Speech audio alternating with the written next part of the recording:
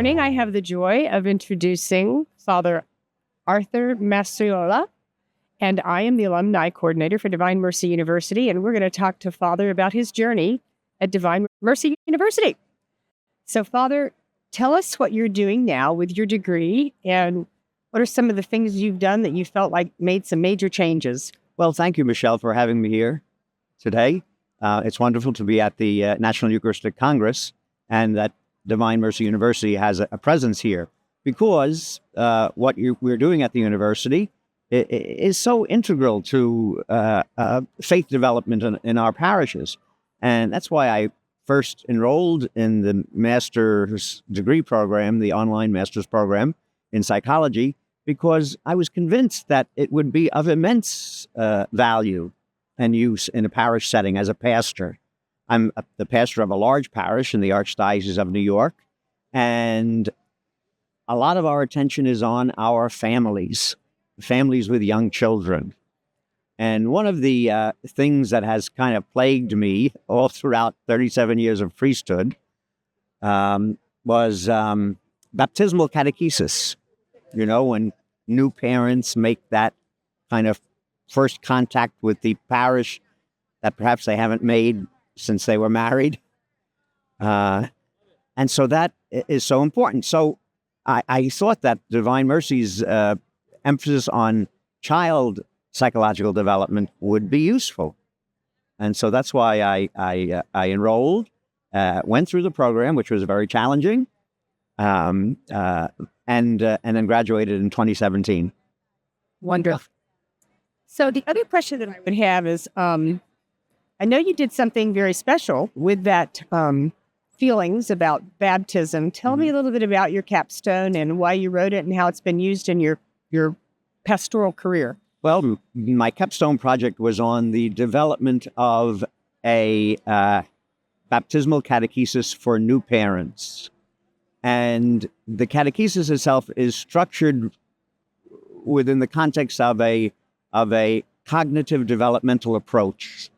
That is to say, that the formation of the human person and the need for human flourishing is only answered in good relationships, good and healthy relationships. The most fundamental relationship, of course, the most primary relationship is the parent-child relationship at the beginning. And then all the way through, and then at the end, the ultimate relationship is our relationship with God. So I thought, if we don't get that foundational relationship straight, it's going to be that much more difficult to make the later relationships as good as they can be. And, one phrase that is so important to me, infant mental health, from birth to 5 years old. And what a kid picks up in those years can be so beneficial for the development of her or his relationship with God.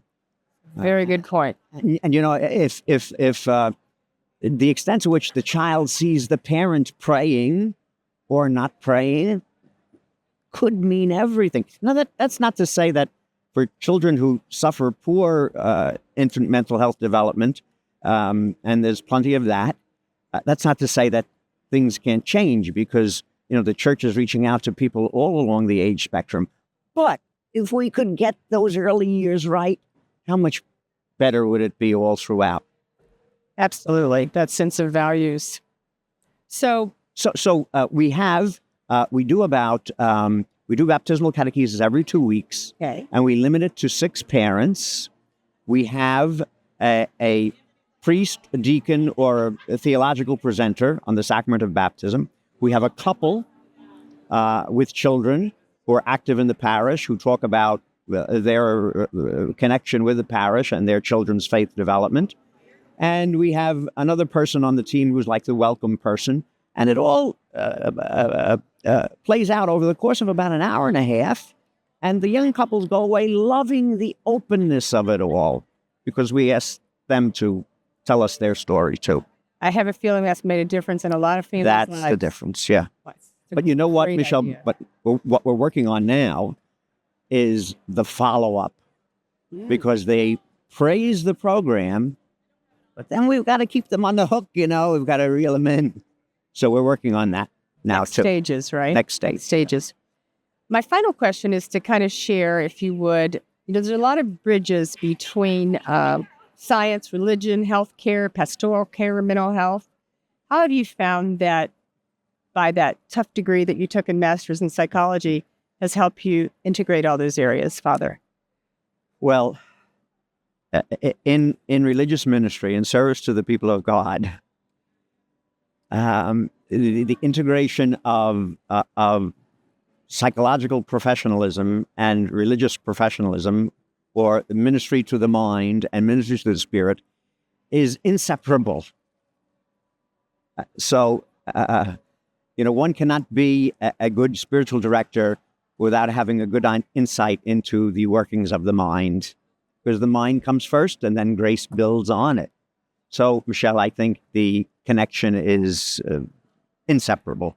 Right. And that's why I would recommend the courses of Divine Mercy University to anyone who has an inkling to contribute to ministry, pastoral ministry in this sense. It's a great compliment. Thank you. Are there any questions I should have asked you that you would like to share any additional information?